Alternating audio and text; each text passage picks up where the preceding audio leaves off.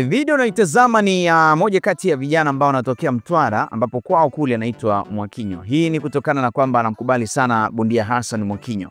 Na moja kati ya story ambayo inamhusu kijana ni kwamba alishawahi kuwasiliana na Hassan Mwakinyo kwamba anatamani kuja kufanya mazoezi kwake. Lakini Mwakinyo kutokana na maelekezo yake kwenye hiyo video alimjibu kwamba yeye hana sehemu ya mazoezi na kufundisha vijana, lakini alimruhusu waweze kukutana. So kwenye hii video utaweza kusikiliza kile ambacho Mwakinyo alikuwa anamuelekeza Mwakinyo wa Mtwara. Kampa zawadi ya gloves za mazoezi, lakini pia alimpa na nguo ambazo anaweza kuvaa kipindi anapambana huko kwa Mtwara. Alimtakia kila laheri katika safari yake kwa sababu alifika Tanga akawa anajilipia hoteli mwenyewe, lakini mwisho wa siku akafanikiwa kukutana na Hassan Mwakinyo mwenyewe. So video hii hapa inamuonyesha Mwakinyo huyo Mtwara akiweza kumkumbatia bondia Hassan Mwakinyo, lakini pia na bondia mwenyewe Hassan Mwakinyo kumtakia heri katika safari yake ya ubondia, kwa sababu inaonekana ni mshikaji ambaye anatamani sana kuwa bondia mkubwa kama alivyo Hassan Mwakinyo. So nimekusogezea video hii hapa, tazama kile ambacho amekifanya Hassan Mwakinyo bondia kwa bondia mwenzake, ama kwa mwanafunzi wake, ama kwa pen wake ambaye naye anaitwa Mwakinyo. Hebu itazame, alafu upande wa comment uko wazi hapo nini ambacho umekifanya.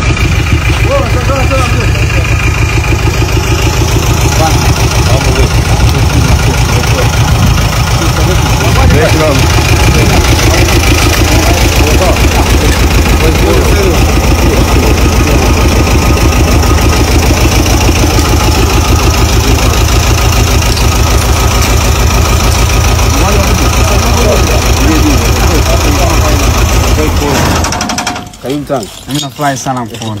Karibu Tanga. Haya. Sharifani mgeni wetu bwana. Kasa. Bwana katoka Mtwara. Mshabiki wangu sana, na yeye pia anaitwa Mwakinyo huko na ana ndoto pia za kuwa bondia mkubwa. Sasa kwa niliongea naye kwenye simu kama miezi miwili iliyopita hivi, kaniambia anataka kuja kuniona, nikamwambia mimi sina gym ya kufanya mazoezi, kwa siwezi kusimamia vijana. Jana nimepokea simu yake, kafika Tanga na siku ya 3 na amelala hotelini na jilipia mwenyewe, lakini lengo lilikuwa anione na kesho anaondoka. Sasa nikaona sio hiki maondoki kama hatuja kuonana, lakini pia naona kanionyesha ana moyo mkubwa sana, kwa sababu sio kila mtu anaweza kufanya hivyo, umeelewa? Sasa mimi mwanangu nakutakia kila laheri kwenye safari yako na Mungu atakusaidia sana. Na hapa nimekuja na vitu nataka kusupport.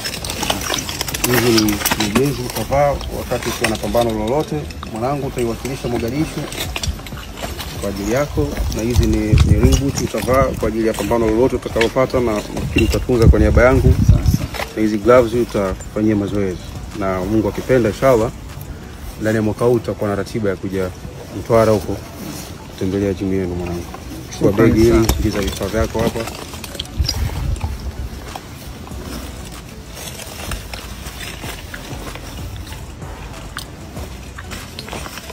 Kunika bwana.